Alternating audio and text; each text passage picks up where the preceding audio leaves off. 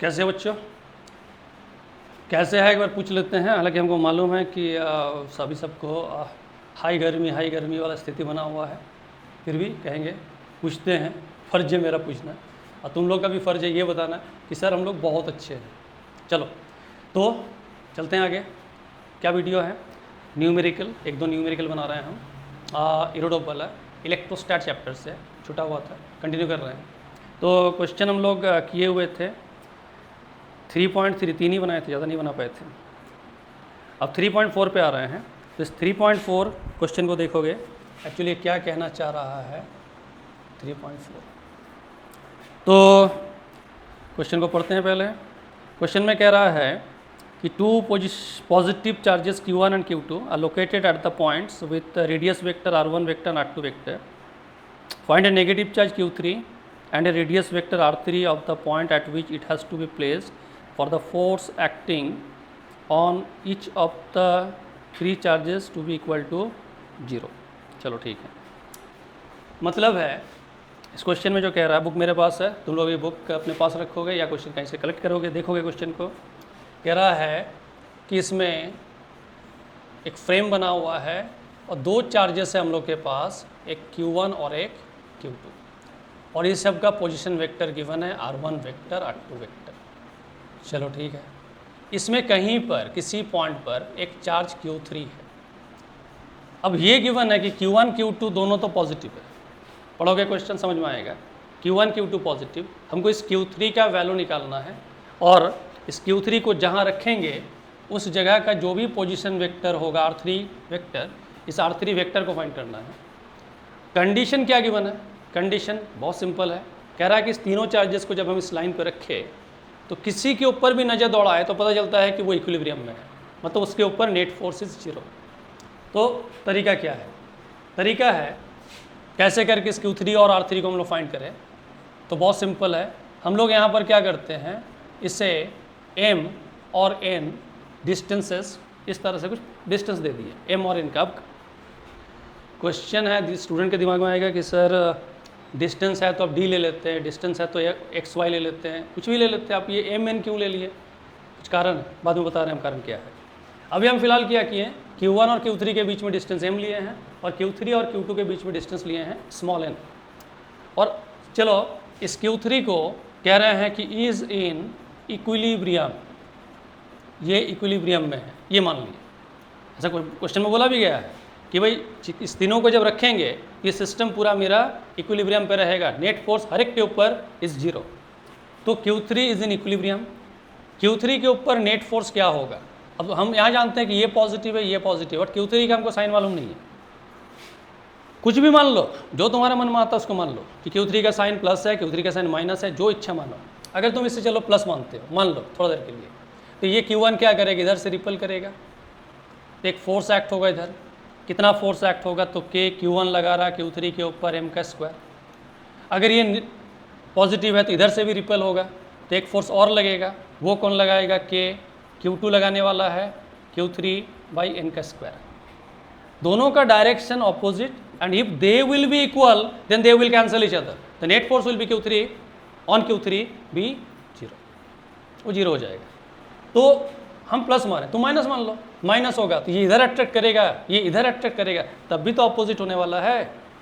कुछ भी मानो, अभी फर्क नहीं पड़ता है, बाद में देखेंगे हम लोग। तो यहाँ से क्या हो रहा है, K को कैंसिल किए, Q3 को कैंसिल किए, और इस M/N का रेशियो को निकाले। पहले M स्क्वायर को उधर लेके जाओ, N स्क्वायर के ऊपर, Q2 को नीचे लाओ, और फिर इस Q1/Q2 का स्क्वायर रूट कर दो। हमें इंडिविजुअल दोनों का अलग अलग कर दिए कि Q1 और Q2 का स्क्वायर रूट M/N के फॉर्म पे। ठीक है, ये तो चलो पता चला कि Q3 है कहाँ पर, वो यहाँ से क्लियर हो गया। अभी तक Q3 निकला नहीं है, ना ही R3 निकला है। अब दूसरी बात, चलो अब हम यहाँ पर क्या मान लिए कि Q1 इज इन इक्विलिब्रियम। क्यों ऐसा? क्योंकि बोला गया है कि इस लाइन पे कोई भी चार्ज है Q1 Q2 Q3, हर एक पे नेट फोर्स इज 0। तो हम इस बार Q1 इसको लिए कि इज इन इक्विलिब्रियम। अगर तुमको अच्छा नहीं लगता, Q1 पसंद नहीं है, तुम Q2 ले लोगे, Q2 लेके बना दोगे, बात बराबर है। तो Q1 इज इन इक्विलिब्रियम, ठीक है। अब Q1 पे नेट फोर्स क्या होगा? तो नेट फोर्स पे ध्यान देना, इससे लो फोर्स, ये क्या करेगा, इधर रिपेल करेगा। कितना फोर्स लगेगा? Q1 के ऊपर Q2 लगा रहा है, distance is m + n whole square. अब जरा सोचो, इस पे और एक फोर्स आने वाला है, और वो फोर्स जब हम लेने जा रहे हैं तो वो फोर्स अगर इधर ही हो जाए, संभव नहीं है अब इक्विलिब्रियम, तब इस तरफ चाहिए हमको अगला फोर्स, और अगला फोर्स इधर होने की लगाएगा कौन? ये बैठा हुआ है, कौन है वो? Q3 है। और Q3 खुद अगर पॉजिटिव होगा तो वो भी ढकेलेगा उसी तरफ जिस तरफ Q2 ढकेल रहा है Q1 को। नहीं ढकेलना है, तो फिर इसे क्या करेंगे? माइनस। क्लियर हो गया कि Q3 मस्ट बी नेगेटिव। पहले फर्क नहीं पड़ता था, अब फर्क पड़ रहा है, तो ये नेगेटिव होगा। लेकिन यहाँ फोर्स में तो हम लोग लेते नहीं हैं, हम लोग सिर्फ क्या किए हैं, Q1 पे अब Q3 कर दिए हैं, फोर्स लगा रहा है, डिस्टेंस m है, m का स्क्वायर कर दिए। चलो ये हो गया, कैंसिल करो, जो कैंसिल हो रहा है। इस बार Q1 का बारी था, ठीक है, बच गया क्या? हमको निकालना है Q3। सोचो, Q3 is equal to Q2 तो है, Q2 है, और Q2 के नीचे m + n का होल स्क्वायर भी है, और उसके नीचे कौन आएगा?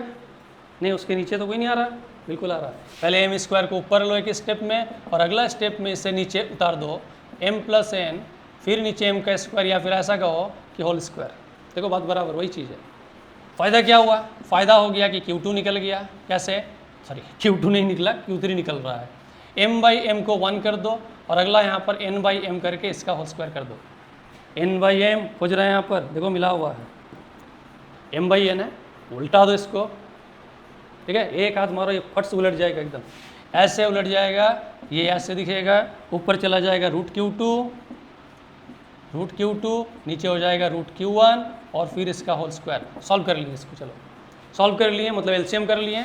एलसीएम किए थे, √Q1 नीचे आ जाएगा, यहाँ पहले हमको डिनोमिनेटर पे √Q1, √Q2, इसका होल स्क्वायर मिलेगा, फिर नीचे Q1 का स्क्वायर, ऊपर उठा लो, Q3 लिखो, यहाँ पर -2, क्योंकि Q3 को तो नेगेटिव होना पड़ेगा।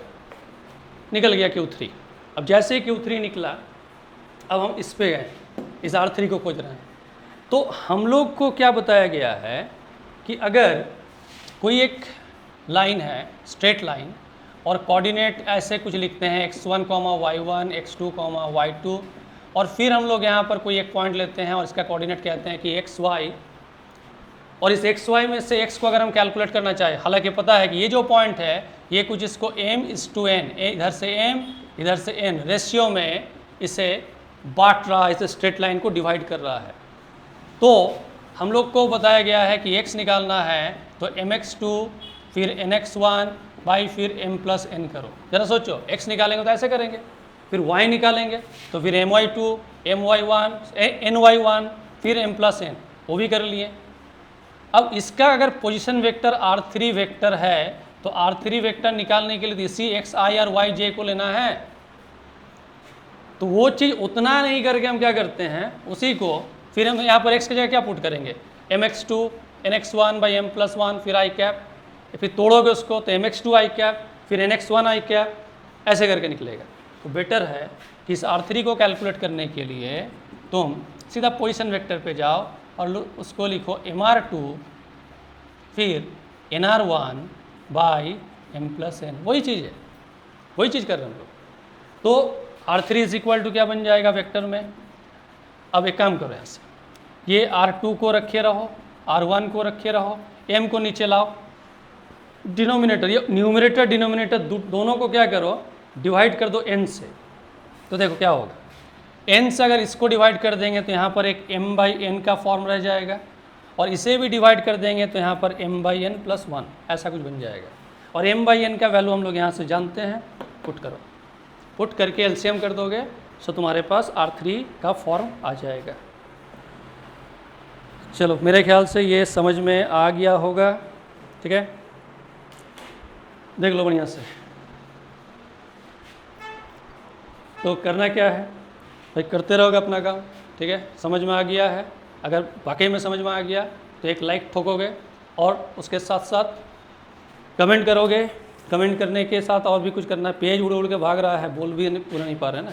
हाँ, कमेंट करोगे, शेयर करोगे, जो सब्सक्राइब नहीं किए हो, भूल गए हो, वो थोड़ा याद करके सब्सक्राइब कर लेना, लाइक तो करना है, ठीक है, इतना काम करोगे। चलो फिर मिलते हैं नेक्स्ट। हालांकि इसमें